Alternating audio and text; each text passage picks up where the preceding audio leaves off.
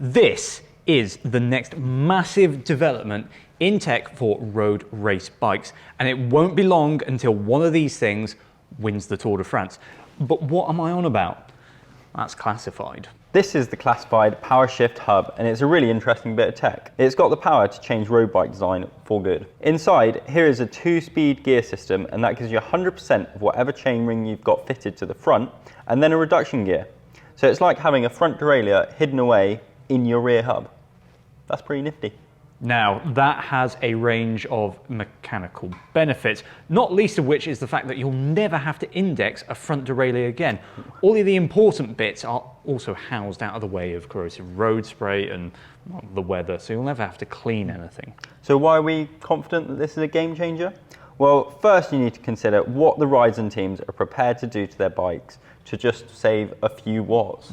Look at any road race, even down to our pitiful level, and you'll see plenty of aero socks, speed suit, aero helmets, deep wheels, aero pulley wheel systems. Now, I don't want to get into an argument with anyone about whether all of these aero gains are good or not, but all of these measures, they save just a few watts.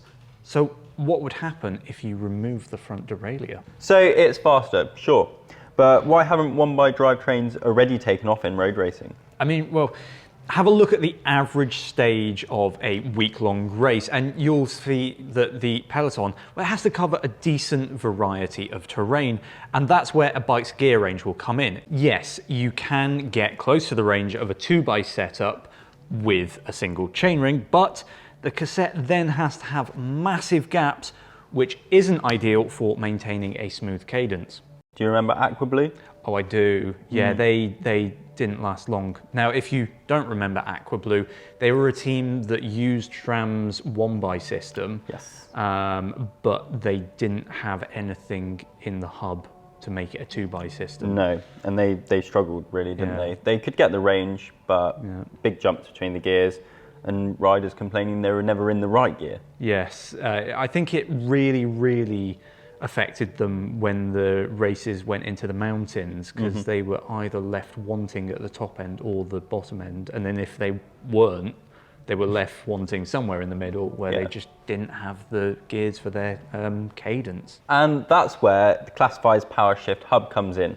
You get all the range, but with normal cassette jumps. Yeah, and I've been using it on the Canyon In-Flight CF, and yes, I know this is not an aero race bike, but it is a cyclocross bike. And personally, I think the rough and tumble of off-road riding is a better test of this system. If I'm in a cyclocross race like I was the other night with a massive hill, you're doing those efforts where you maybe sprint into the hill and then realise that your legs don't have the power to get up the hill, and so on bumpy terrain, if you were trying to change down your front gears, that chain would be off. It really would. But also, I was able to just keep kicking around the pedals at, well, my full power. Okay, so it was about 500 watts. It wasn't the full 1,000 that they claim that you can do. It just goes. There was absolutely no lag on it, no nothing. It was absolutely brilliant. Shifting performance, that gets a thumbs up. Yeah, 100%. It's absolutely brilliant. It's also horrendous for the first few rides, because all you do, you just ride along doing little sprints so you can, it still works. And you're just testing it, see if you can make it break. So how do you actually change gear? Well, that depends on which group set you have enabled on or have on your bike. If I'd say right now, if you've got Di2, it's great. It integrates within the normal front shifter buttons. With SRAM, you can't. That's where the issues come in. It's kind of like, if you know the sprinter shifter on Shimano, it's kind of like that. But I found, especially on the cyclocross version, the placement of that means that you have to cut into the rubber hood. And I don't particularly like it as it's not a solution that I think is right for SRAM. Well, hopefully they will add it to SRAM at some point. But for Di2, it's just your normal shifter buttons. So it's absolutely brilliant. It integrates really well, and it kind of just works. Perfect. So it's like having a 2x system with a 1x. It's really weird. It's difficult to explain, And I know Tom Boonan's a paid up kind of classified ambassador, but he was saying that he tried to break it and he couldn't. That would be quite interesting. With his watts. Because 1,000 watts. Yeah. People can, maybe not us. Well, I can do 1,000 watts in a sprint, but I don't. Okay. I don't really love sprinting along and changing your front chainring. Not very often you have to do that. I did it up a few hills, and you can absolutely stamp on the power, and it will change you into a completely unnecessary gear. There is just one issue that I can see standing in the way of progress, and no, this time it's not the UCI. That does make a change. I think if you take a look at the various professional teams, you'll notice that they all have wheel set sponsors. Those sponsors have spent quite a bit of time developing both the hubs and the rims of their wheels. I don't think they're going to be too keen on the riders requesting a classified hub on their wheel sets. And then we've got the group set manufacturers, namely Shimano, Campagnolo, SRAM. All of them promote their front derailleur. They quite like selling them. What we will see and what we have seen is teams like Uno X, they buy in their group sets. So they've got a lot of freedom to do things with them.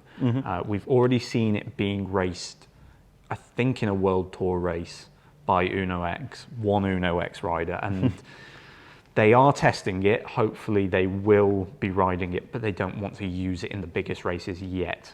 So should you go out and buy one? I would say yes for Di2 and no for SRAM right now. There's also the fact that the wheel set choices aren't the best at the moment. There's not that much choice. I mean, there's a few, but they're generic wheels, really. Yes. The rims aren't the most fun to I think talk classified about. have started with gravel and then now going into road. Yes, I think we'll see more choices and we'll see more frames kind of accepting this system, being kind of meeting the requirements for it. But most importantly, is it going to make my bike lighter? Probably not. Is it going to make it heavier? I don't think it will make it a huge amount heavier. So the hub is about 475 grams. That will depend on what kind of reduction you have inside. The cassette is about 190 grams. Again, it will depend. That's for a 11 to 30 tooth cassette that's 12 speed. And I have to use their cassette? You probably do, because it goes onto the hub. I'm not seeing any scope for a Dura-Ace cassette or anything like that kind of being retrofitted just now. So, Liam, I'm sold. Really? For 2,300 quid? Well, if I get gifted one. Maybe, yeah. What gears are we going with for road? That's difficult because we talk about a reduction gear. It's actually about 30%, which is quite sizable. So for me, I like doing come on, crunch the numbers. I like doing a bit of racing. So I'd probably want like a 54 front chainring because races have got stupidly fast right now. They have, minus 30%. That gives you a 37 inner, which is actually quite small. Yeah, whereas normally you'd have a 39 if you were going for that size big chainring. If you go for a 53, it's about a 36. If you pair that with an 11 to 30 or an 11 to 32 cassette, you're getting up all the climbs. You can change gear under load.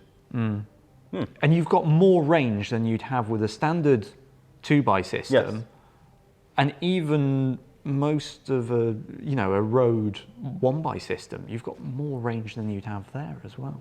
So Liam definitely sounds like a fan. What do you think? Will this be your next upgrade?